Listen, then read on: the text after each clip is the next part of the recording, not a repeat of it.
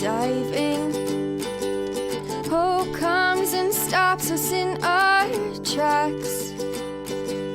Bravely we prove in our striving, trudging together each day. Where there's a will, there's a way. Hello, everyone, and welcome to Raw Recovery, a Trudging Together podcast. My name is Gary Vittorelli. I will be your host today. And today we have a very special treat. We have Nyah H in the studio with us, and she's going to share a wonderful story of experience, strength, and hope.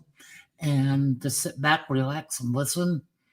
She's got a lot to share. She's probably one of the younger people in Overeaters Anonymous, but she has a lifetime of experience. Anyways, Nyah, I will turn it over to you. Thank you so much for coming today. Thank you for having me, Gary. Thank you for asking. I so appreciate it, and I so appreciate your support. It's meant so much to me. Hi,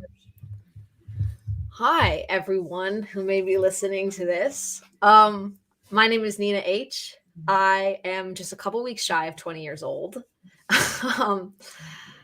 And just like I was saying to Gary before, I don't really know what I'm going to talk about, but he reminded me that it's never stopped me before and it won't stop me now. Let's see. I guess I'll just start at the beginning of my life and see what happens. Yes. So, for as long as I've had memory of life, I've been a compulsive overeater. As a kid, I was always very aware that I had a relationship with food that it seemed like those around me did not have. And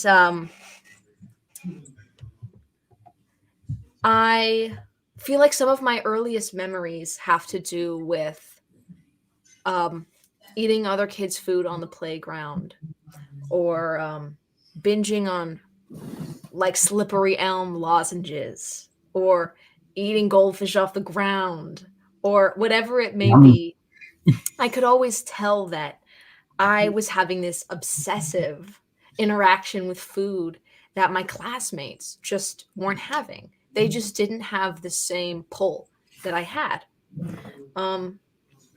And I kind of just continued this way through my childhood, and I had a really wonderful childhood. Actually, I was really happy, and even through that, though, I was a compulsive overeater, and it just kind of goes to show, I think, that to me, I was born an addict. I think that food was just the first addictive substance I ever tasted, and so that was my addiction. If I had had alcohol early on, probably would have been a similar story. I think that I am just compulsive, and it could be anything. So I'm hearing some audio. Sorry, I'm just getting distracted. Is it on my end? No, I think it's on my end. I'll take care of it. Okay, no worries. Sorry, I just get easily distracted, I guess. Okay. So let's see.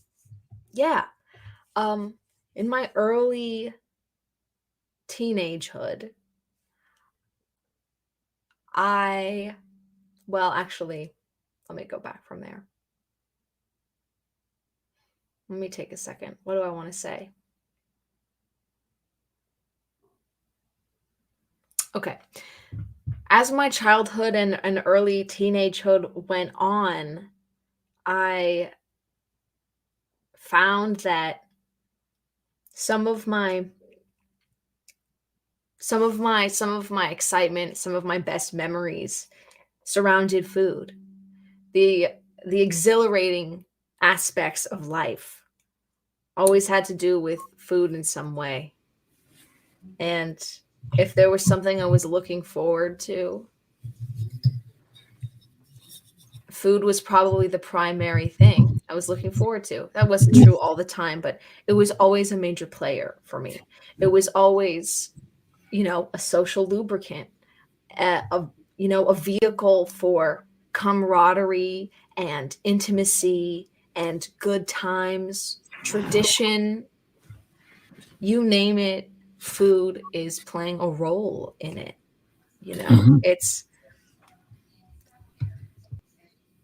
It's creating an environment, atmosphere. Food is a big like bonding agent. It's a way to get close to people. It's present in any sort of ceremony, any sort of ritual. It's everything. I was going to say, we celebrate with food and absolutely, especially with my experience coming from a Jewish background. Not the president, so I guess I'll talk about religion.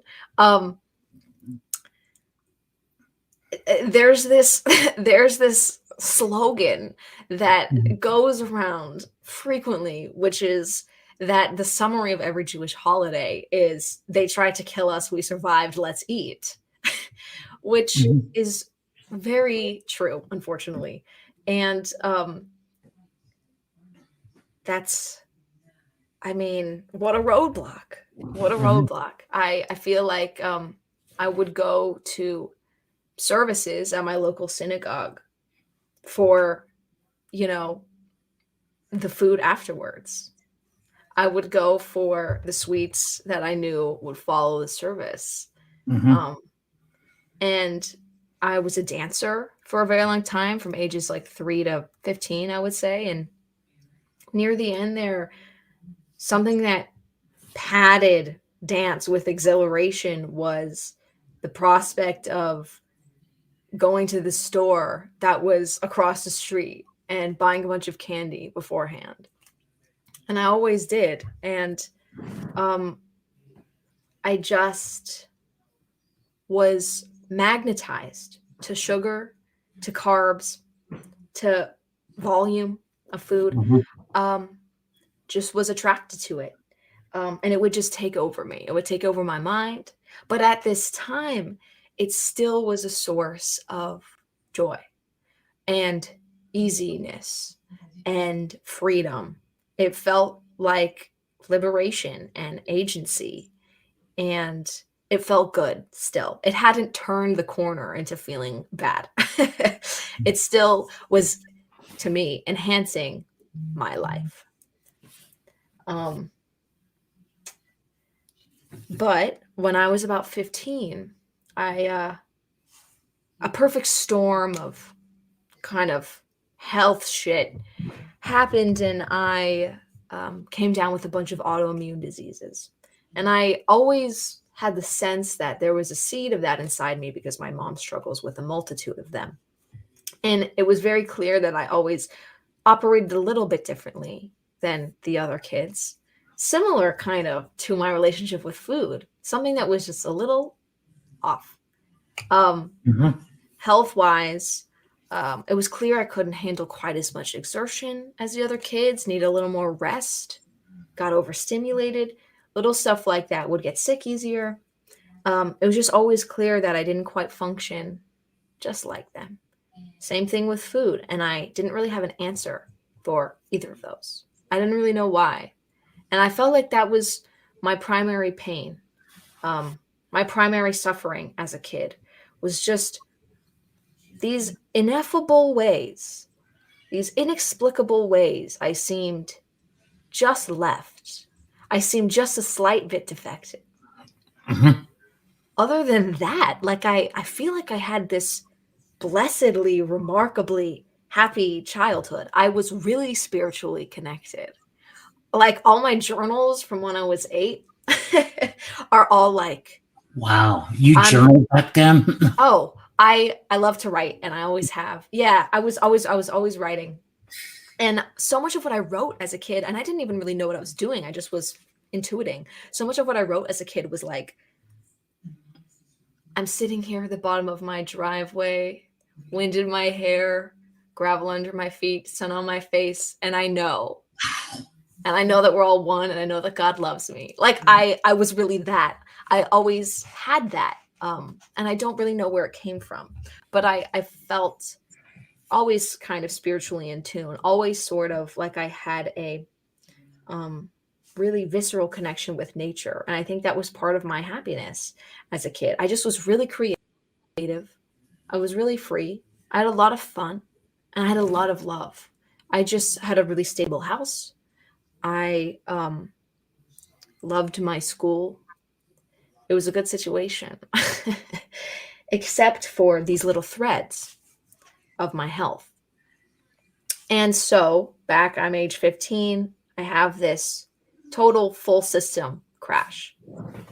And suddenly, I'm going to school on Monday and not being able to get out of bed Tuesday, and my life just isn't working. Nothing's working. Everything has been turned completely upside down. And I ended up essentially dropping out of high school. I finished from home, so I graduated, but I never went back to a school. I couldn't. And my brain, my body, it was all thrown into absolute chaos. And man, it was quite an abysmal time, I have to say. It was pretty dark and difficult, and it was just confusing. And I didn't understand what was happening to me. I didn't know how to make sense of it. I didn't know how to make sense of my identity. Everything that I had attached myself to, I had lost. I was like, I'm a good student, straight A's, academics. I didn't go to school anymore. I was like, I'm a social person, friends, connections. They were all living their lives without me, you know. Dance, I couldn't exercise anymore. You name it, I lost it. That's how I felt. I thought, I'm a blank slate. I have no idea what my identity even is anymore. Writing, as I mentioned, loved it. My brain wouldn't even handle that. So at this time, as you can imagine, joy was hard to come by for me, in a stark contrast to joy being pretty easy to come by as a kid. But I didn't have any now. So I leaned hard into the food, as one does. And something that used to just be a kind of supporting character of extra fun, a little sprinkle of extra wildness, became a focus. My compulsive overeating became just my job. Like, it's the only thing that made me feel soothed, made me feel good, made me feel any semblance of dopamine. And so it started to, instead of something that I elected to do, I elected to engage in, it started to control me. I mean, I think it's arguable whether or not I ever had control over it, because I don't really think I ever did, as far as I can remember. Because eating the foods that I am addicted to has always hurt my fragile health, always. But I never could stop. But at this point, right, the stakes are so much higher. I'm really in a bad spot health-wise. I'm really in a void. There's mist covering the path forward. I don't know what's happening. I don't know where to go. And so at this point, it had crossed a line into a new level of damaging for me to be engaging in this addiction. It was actively inhibiting my recovery from these issues that people really do recover from every day. Health-wise, I'm talking about. And I have so many memories of going to different appointments that were supposed to help me with my health, and just marking down what stores were nearby, you know, running to the Safeway across the street and buying sugar and filling up my pockets. I always had to bring a specific jacket so I could fill the pockets with it. But I mean, I just have so many stories like that. I knew exactly the places that my dad kept his sweets. I knew exactly where you could find treats. I knew which friends' houses, and I knew how to get to those. I knew which stores had what. I was always planning. I was always scheming, but it didn't start there. It didn't start there in my teenagehood. I had always been planning and scheming. I had always been a really good sneak. I had always known these things. Talking about journals, some of my other early journal. Here's my plan. I know my dad has a muffin in his sock drawer, but I also know he has a brownie. And so what I'm going to do is I'm going to go and I'm going to take the muffin, and then I'm going to wait 3 days. And if he doesn't take the brownie, I'm going to also take the brownie. And if he asks me XYZ, and if this happens, ABC. Like, I was always scheming. It was always about, how do I get to the sugar? That was like always little sneak. And so it wasn't new. It just now is on absolute steroids. So that kind of became my life. Just, I don't even, thinking back on like 2018, 2019, I'm thinking about therapy sessions when I was just kind of repeating the same stories. I'm thinking about just keeping myself up at night on screens. I'm thinking about binging. And I'm thinking about feeling so much anxiety, turmoil. I'm thinking about fear. I'm thinking about all the things that would make up a real stew of all the ingredients for a real stew of angst. And I think this kind of goes to show, too, that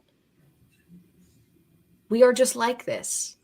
And addicts are just like this. And we're normal addicts. I'm not really like this because I had a real remarkable childhood trauma. I'm just like this. And the reason why is way less important than what I'm doing about it right now. It doesn't really matter why. I would love to go back in time and blame my parents for trying to protect me because, my mom was really clear about what foods would and wouldn't impede my health, because we all knew that I was a sensitive kid, but I didn't care about those. I mean, I did, but because of my compulsion, I didn't. I wanted to eat everything I wanted. So I would love to blame my mom for trying to protect me from those foods. And because she did that, that's why I'm like this. It's not, though. It's not why I'm like, I just am. And like, that's okay, because there is a solution today, Anyway. Yes, I was compulsive overeating, was my only source of reprieve from my life. It was my relaxation. It was my balm. It felt like it loosened the grip that time had on me, that fear had on me. Felt like it was helping me create a little burrow in the middle of my life, a little pocket in my life where everything was okay. I mean, I'm sure everybody has their version of that exact phenomenon, right? And then during the pandemic, my health was actually beginning to get a lot better because of other endeavors, other treatment that I had been pursuing for all the different levels of my body, psychologically, medically, all the things. But then I got into a relationship, and I was in this relationship for almost 2 years. And there was a lot of love there. This word gets tossed around a lot, but I don't use it lightly. I think it got toxic by the end, and probably throughout a lot of it. And the reason why was the absolute chaos that comes from the butting heads of two people's addictions. My ex was suffering pretty intensely from anorexia. And as you can imagine, this was a real shit show.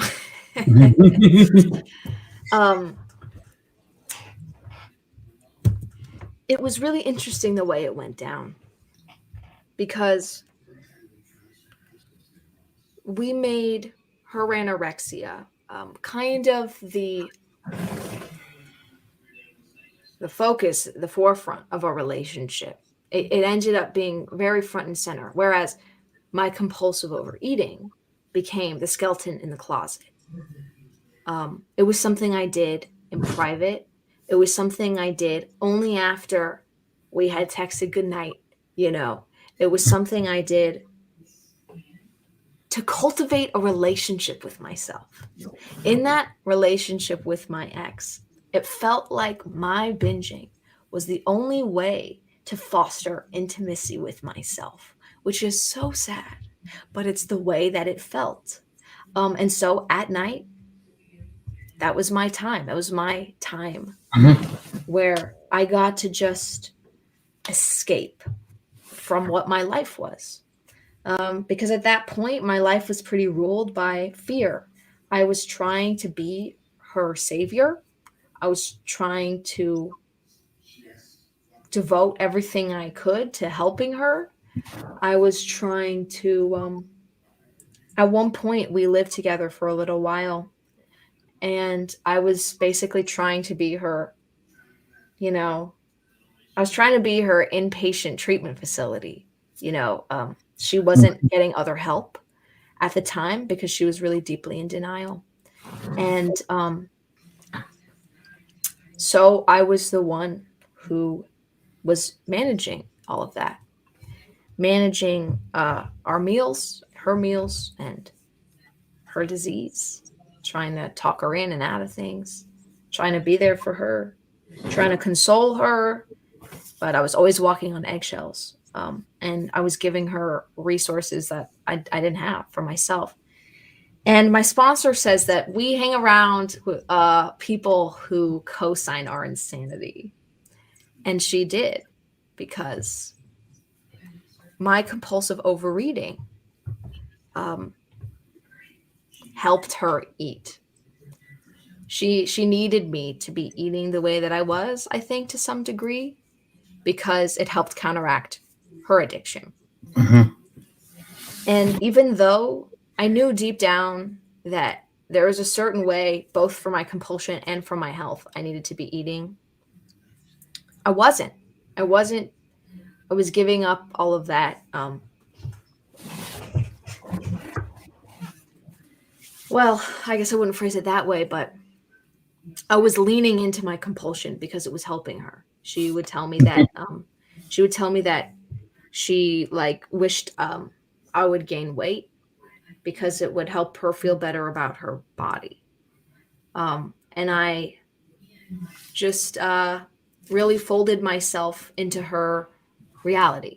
I really just took on her mindset and worldview, and I became a real funhouse mirror version of myself. I willingly kind of self-distorted in order to fit into her universe.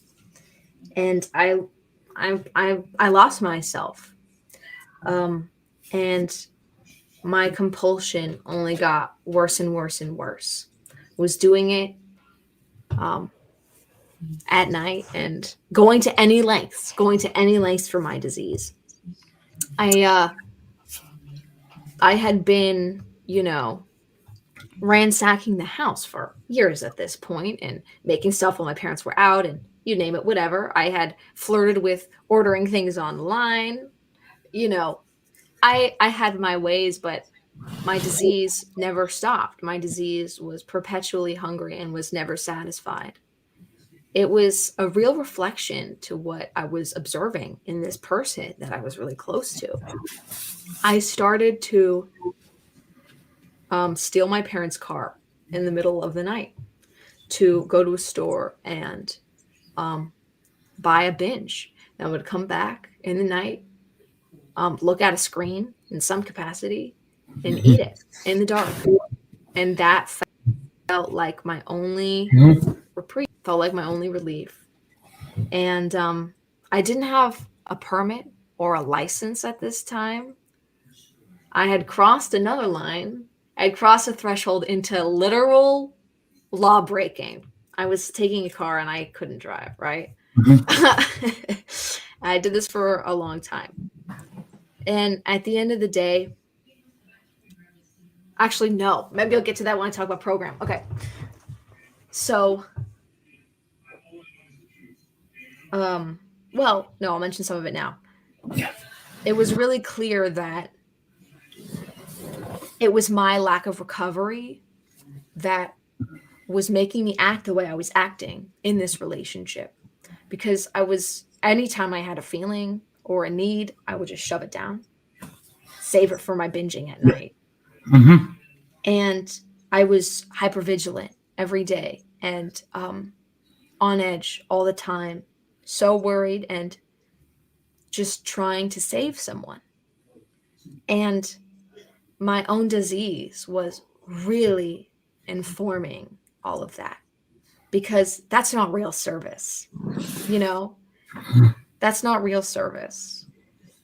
Real service means like the maintenance of your own boundaries still, because otherwise you can't be of good service to someone else.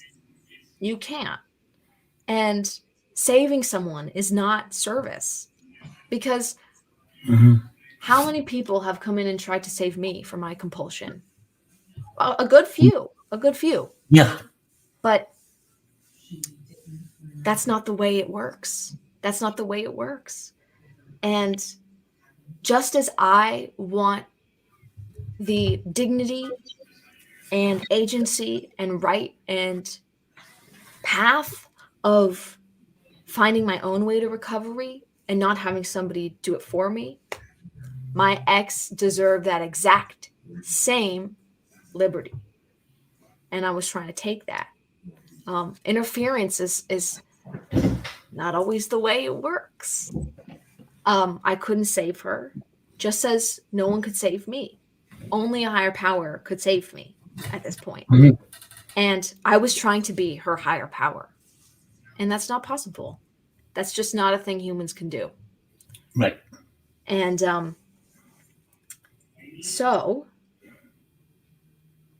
it was really like only once I got into program would I see all of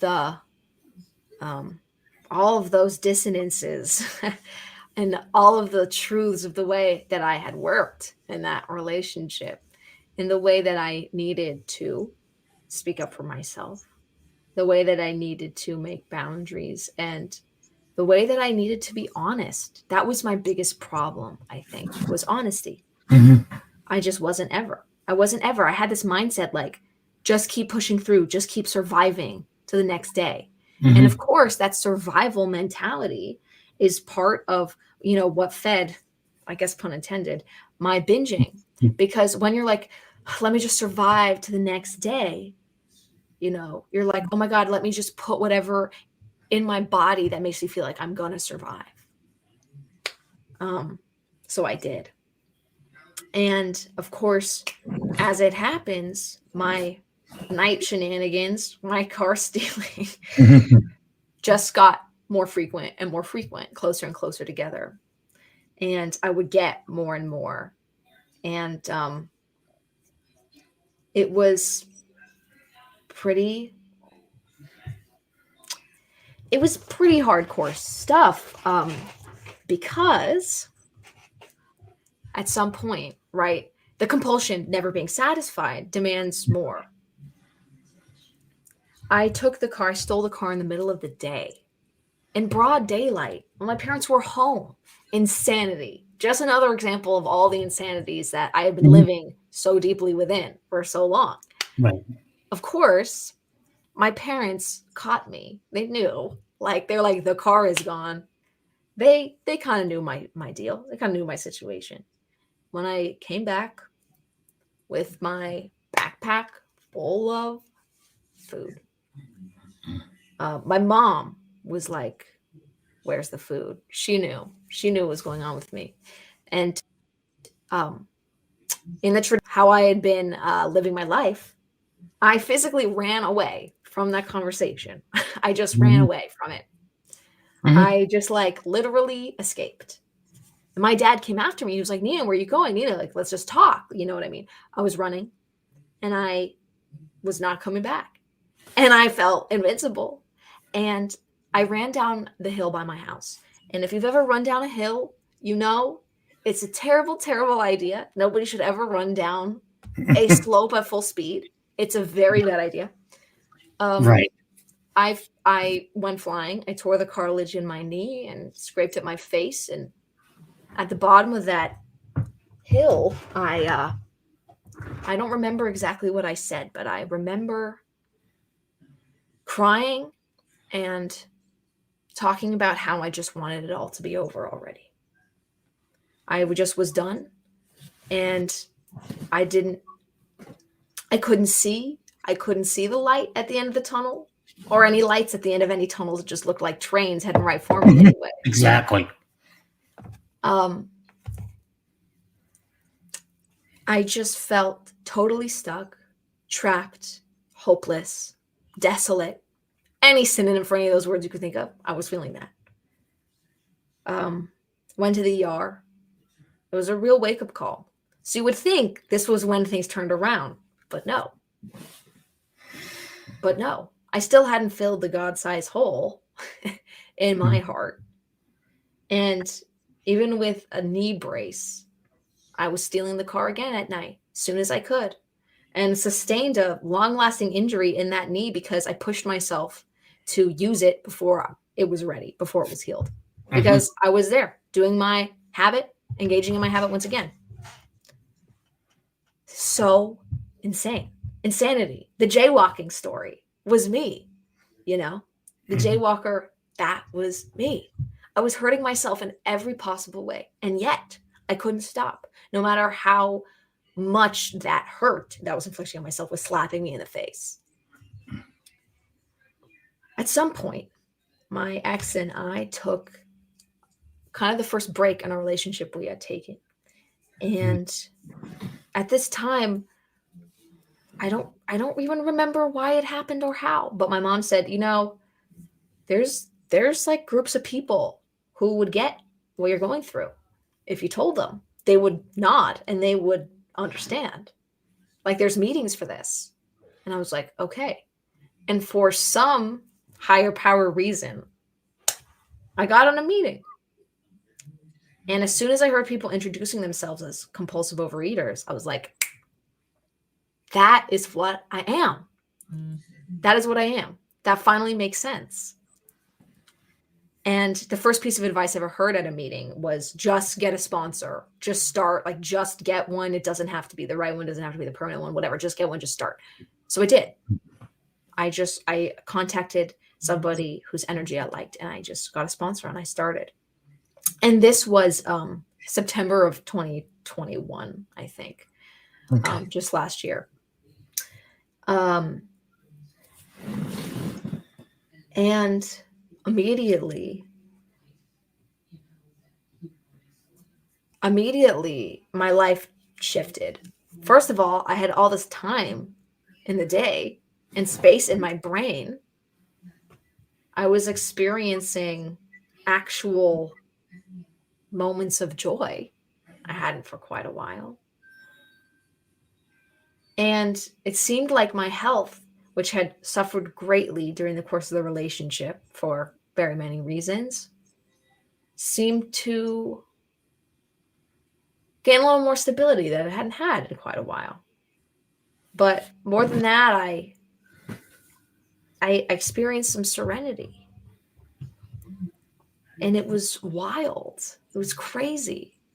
It was crazy. Even as I just had a few days of abstinence, I felt that it was absolutely unbelievable that I even had that much. I never dreamed that I would ever have one day in my life of not compulsively eating. Like it just was part of the fabric of my day. Like I was absolutely mind blown that I could go an hour without it. Like it was crazy. And not but an hour without thinking about it or wanting to. Like to just be satisfied. What? Be satisfied spiritually? Yeah, doesn't happen. Exactly. And from there began quite the roller coaster ride. I've spent way more time in this program relapsing than I have in recovery. I've spent way more time breaking my abstinence than I have building abstinence. And that's the truth of my story so far. Today is, God willing. I call my higher power God occasionally. For those listening, today will be, God willing, if I put an abstinent head on my pillow tonight, will be 10 days of abstinence. Thanks. I appreciate that so much. What happened was my self-honesty thing. I am so good at concealing the truth from myself, like actively hiding realities from myself, like compartmentalization. Oh, I could win awards at it. It was why I stayed in a relationship that clearly needed to not be happening for as long as it did for both of us. It was why I stayed in that relationship. It was why I had done so many things that I had done. It was why I had even gotten to the point of where my health had been when I was 15, because I was pushing myself and not listening to my body, just actively tucking away the truth out of sight. And this was really kicking my ass, because I knew that in order to get recovery in all the different ways, I was going to need to marry my health needs and my addiction needs, bring them together as one. My sponsor sponsors the way of, giving you a set food plan. And I was like, yes, I'll do it. Because I just was two reasons. I just wanted to people please. I was like, yeah, totally, for sure. And also I just wanted to get abstinent. But the problem with me is my self-deception leads to me actually getting confused beliefs. I just lose track of what's true. And I'm like, yeah, I start believing things. I could be very easily indoctrinated into a cult. I could. So my self-deception was keeping me from this real pertinent truth. I knew that this food plan could keep me abstinent for a bit, but I knew that the longevity of it wasn't realistic because I knew my health needed a certain thing. But I also knew that anything would be better than how I was before. And things were getting better. But it took me 6 months, little by little, bit by bit, step by step of coming clean, fully being honest with my sponsor about what my health might require of me, what these autoimmune issues meant for my food sensitivities. And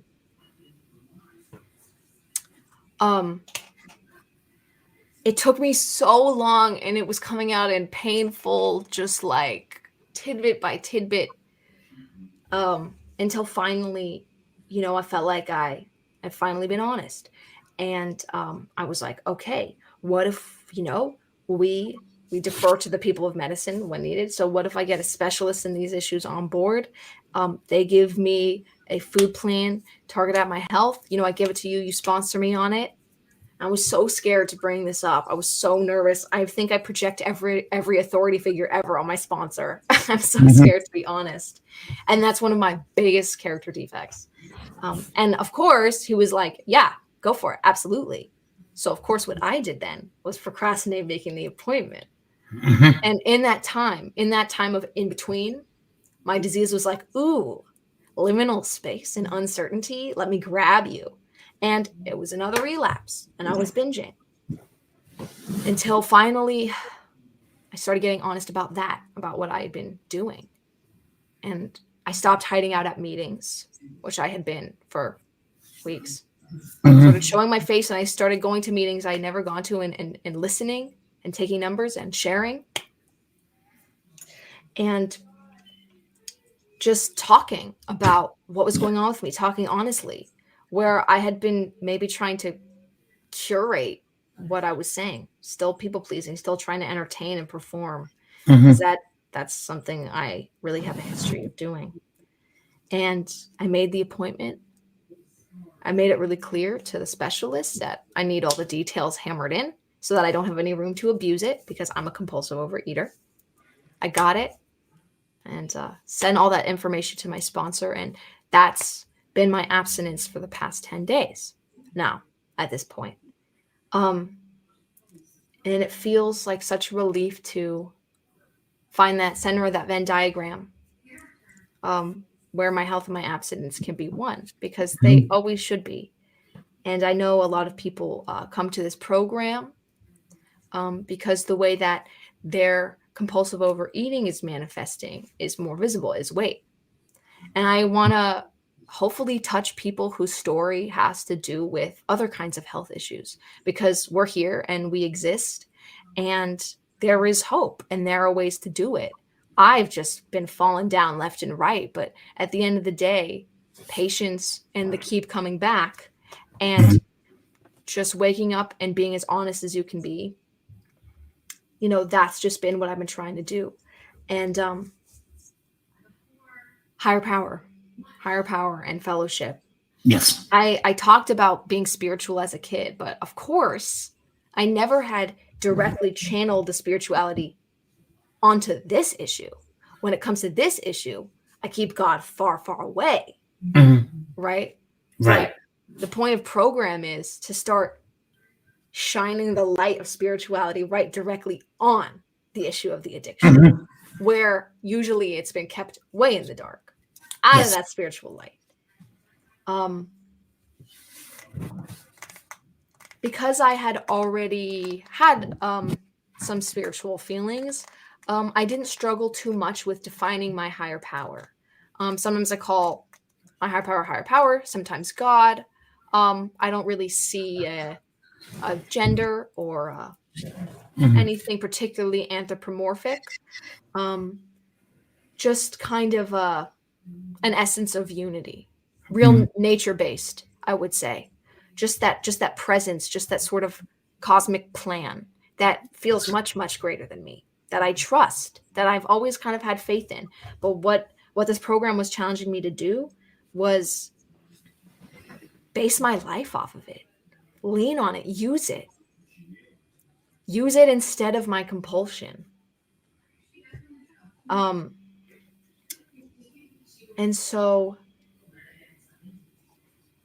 nowadays, for me, it's just been about practice, because the more I remember to surrender a thought or a feeling or an insanity or the moment to my higher power, the more and more I do that, the more that will become the default response.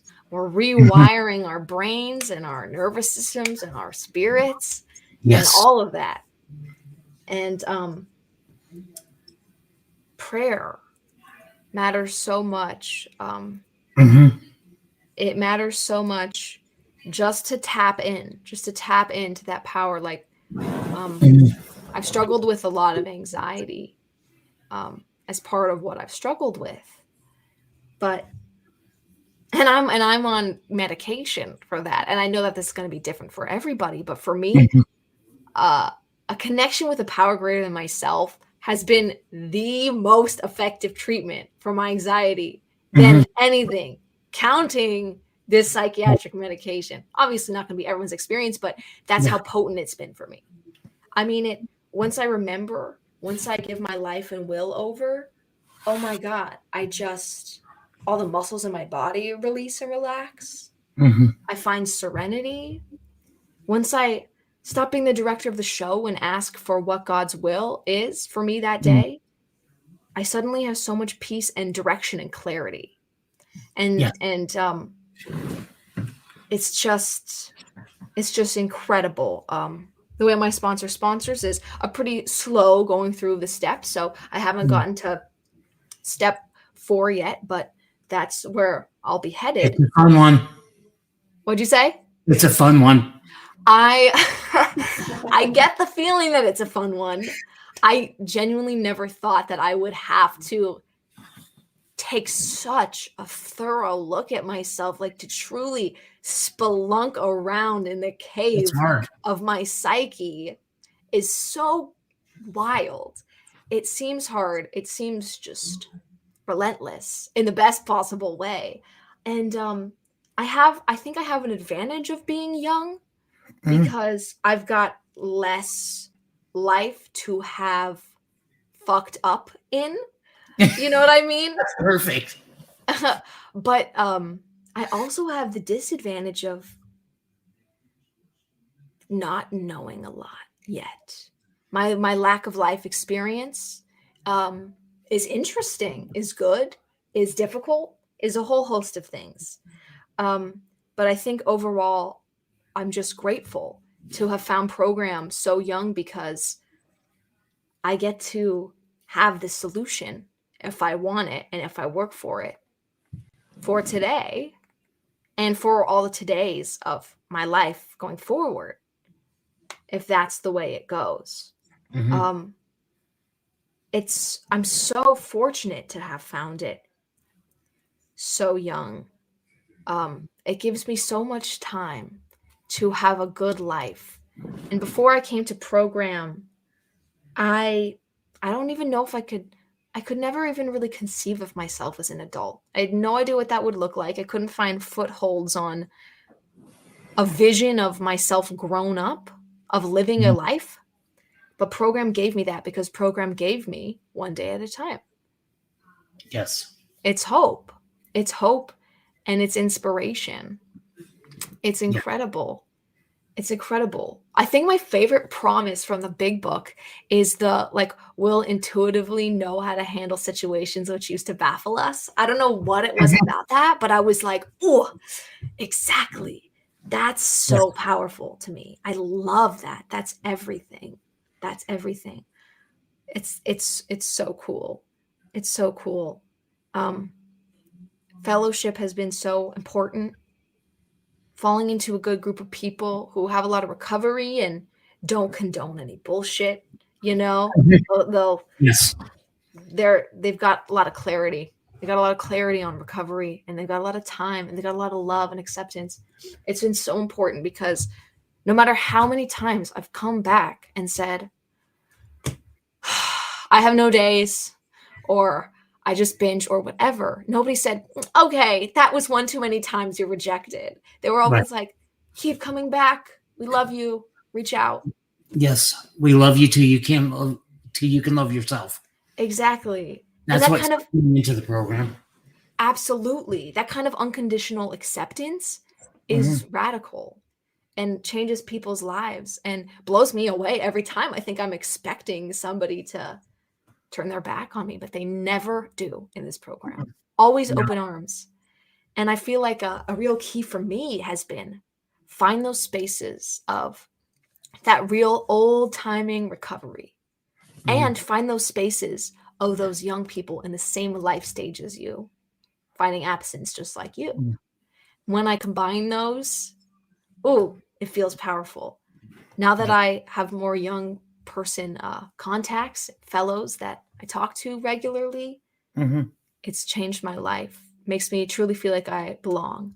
And, I don't know how many young people are going to listen all the way through all of what I'm saying, but if there's any young people listening, you are so the least alone you have ever been in this program. Whatever A you're Aing, however many young people you have around you, however many people who look like you or seem like you, the essence of us and our purpose here and our mission here, our harmony is the same, and promises that you are so held, so supported, so loved.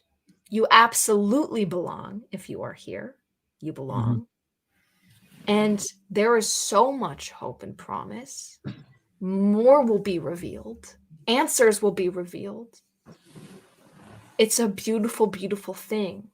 It just needs time and the footwork. I used to try to half-ass the work, but then micromanage the results. But program teaches me that I have to actually put in the work day to day and then leave the results up to a power greater than myself. And your sponsor's not going to do it for you. Sponsor can't do it for me. Nobody is going to do it for me. Exactly. Like what do you say? I said it's all you. Right. When it comes to putting in the footwork, it's on me. Like, what was I doing trying to lie to my sponsor and just please him and maybe say what I thought people wanted me to say? Like, this is my recovery. Like the big book says, there's no people to please. Like, there aren't. And that's not what it's about. What am I doing? I can't waste my time just trying to be something or someone. This recovery is for me. It's got to be mine. I have to take accountability, responsibility, ownership of that recovery. And my sponsor acts as the conduit to my higher power, because when I follow my sponsor's direction, suddenly miraculous things start happening. So can't believe it's taken me this long to talk about tools, but here we are. I'll talk. But that's a key part of the program. Yes, it really is. And I wish I talked about them earlier. But tools, my sponsor directs me to read literature, to write on it, to make outreach calls, to attend meetings, to follow a food plan, and to, commit my food, report my food, and to, be of service in the ways that I can. And it's magical. I don't know what about it works, but something happens when I follow those directions where my obsession is lifted for that day, where it can bring me out of the depths of insanity, the throes of real fucked up thinking, suddenly to a place of serenity and discernment. And it gives me a choice. It gives me a choice. Phew, I don't have to compulsively overeat right now. Because before I would just be locked into that. And even yesterday, right? I suddenly was getting all these food thoughts. And I was like, whoa, whoa, whoa. I see those. I hear those. And I made a call. I made 3 calls, actually. Leave some voicemails, talk to some people. Something magical happens. Something magical happens. The crux of this program for me is connection, which everyone says is the opposite of addiction. But making those connections with other people who struggle with this malady, something happens where the presence of the divine, in whatever way that looks to you, enters. That presence of inspiration is the third presence in the conversation. And I've just never felt anything more electrifying than people coming together to share on this shared experience. It's so wild and beautiful, and can set me on my right foot. And being of service to people, calling somebody and asking them like how they are and checking in on them and caring about other people. I mean, it's so powerful, so powerful. That also brings me out of whatever state that I'm in. Just trying to be of use and asking what God would have me do. Oh, thanks, Dion. And asking what God would have me do is just waiting for my mom's phone call to pass. Mom, could you go further away from this location? by any chance? I'm still recording, Mom. So if you could just go a little further away. I'm so sorry. 1 second. You're Hi. okay. Mom, Can you hear each other? I'm recording a podcast right now, Mom. Okay, so sorry. I just wanted you guys to meet with your June 19th birthdays. yes, Gemini gang. Sorry about that. Oh, Mom, I said hi later. Okay, I absolutely will. So before, I used to live by trying to anesthetize myself and just survive. But program gave me the gift of feeling my feelings. Like if I have a feeling, I can just be with it. To be with my body and my emotions is the key piece that I was missing, you know?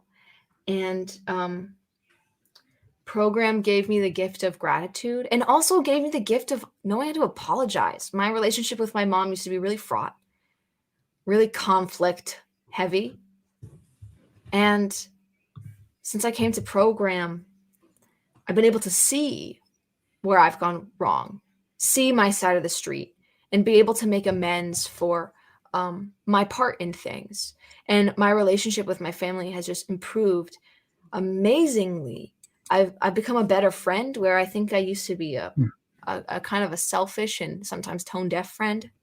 Now I feel like I have much more of a capacity to be there for people, because program teaches me how to be there for someone and to treat them with like that unconditional positive regard and love.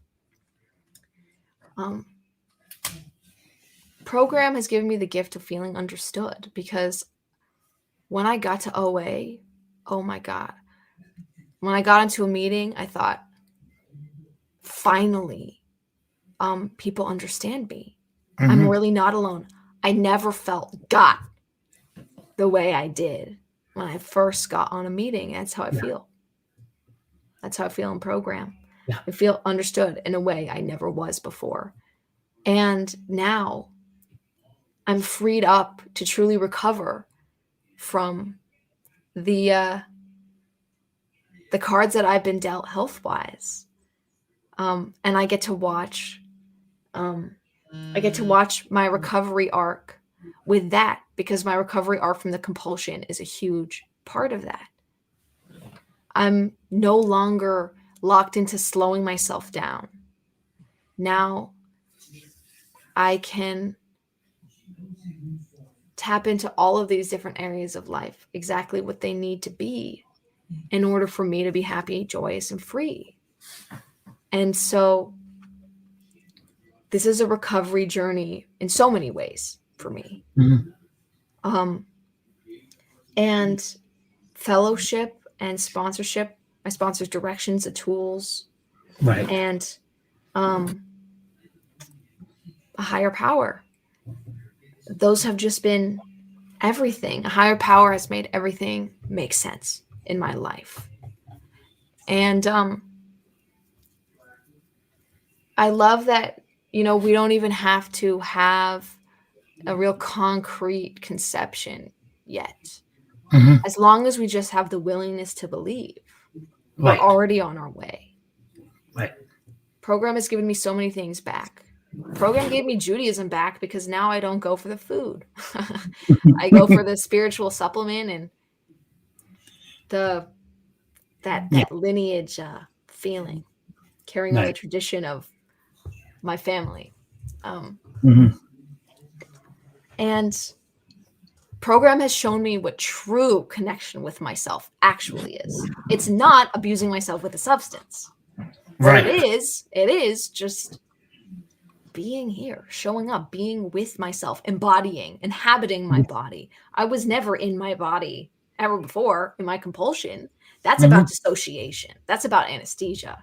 But now I get to experience all the discomfort and weirdness and pain that comes along with being human. And because I get to experience those things, I get to experience the elation and surprise and heartfeltness and promise that comes with being human too. And I didn't really get those things before. I just got knockoff versions of them that blow away in the wind.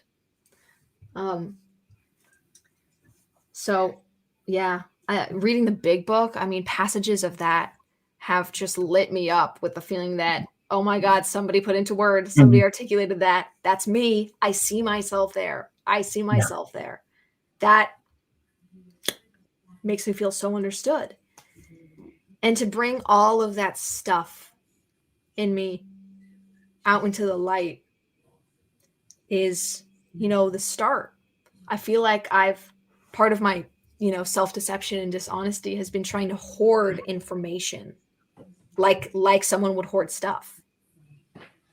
But once I bring it all out into the light and I am honest with myself and a higher power and another person, it's scary to have a clean house like that, but it's worth it and it's necessary because I want a life, and I want a useful and a helpful life. And I want to connect with people in this life. And because of program, one day at a time, I get to have that. So I just talked for literally an hour straight. That's awesome. I loved everything you had to say. Thank you. I don't know. I'm sure there's things that I care deeply about or feel strongly that I've forgotten, but nobody's more than happy. Someday if you want. Oh man, I mean, I'm sure in some amount of time, I will have an update to my story. So anytime that you want me to be of service, I'm willing, of course. Cool. Well, Nina, thank you so much for this. I guess one question I have that I ask most of my guests is for that new person that's undecided, that's sitting on the fence. Should I go to the meeting? Should I click on the link? Or should I just wait? What kind of advice can you give them? I mean, 'cause I know for me, I had that lost and confused feeling, and I just said, okay, God, I got to do this. That was me. But other people aren't motivated that way. But what kind of advice could you give for that?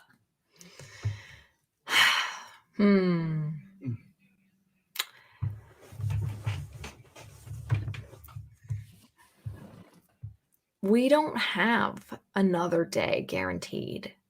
Right. We don't. There's a real, I've been here so many times, I'll start tomorrow type of mindset. I'm already in deep. I'll start tomorrow. Monday's always a good day to start a diet.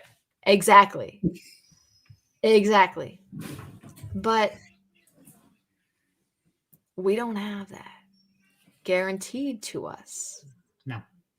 We don't, instead of I'll start tomorrow morning, I'll start tonight. I'll start right now. Yeah. I really understand the lost and confused thing. I've had experiences on both sides of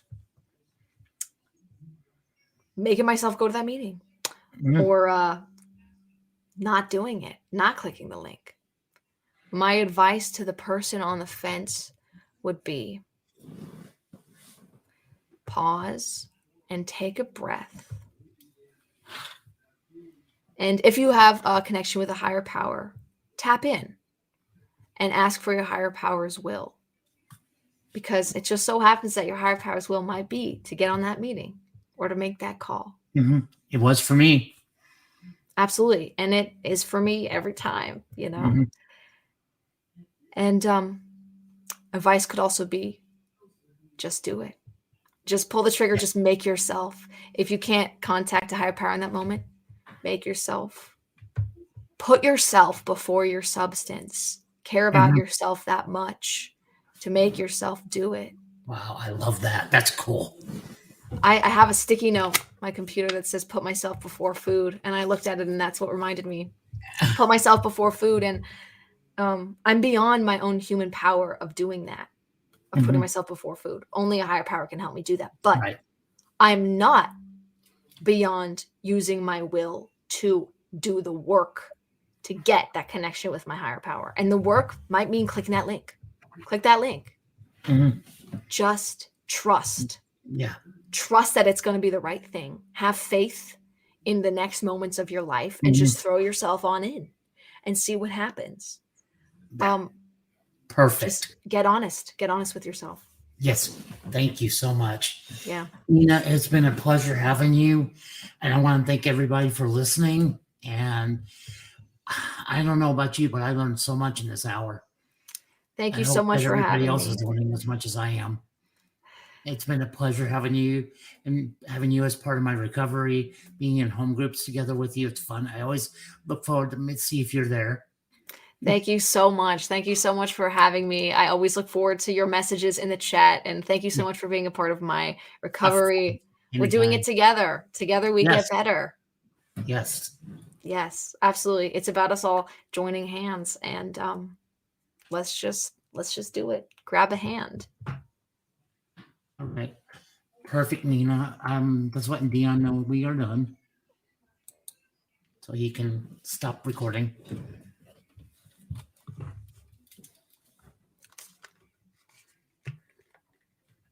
There he is. Perfect. That was excellent, Nina.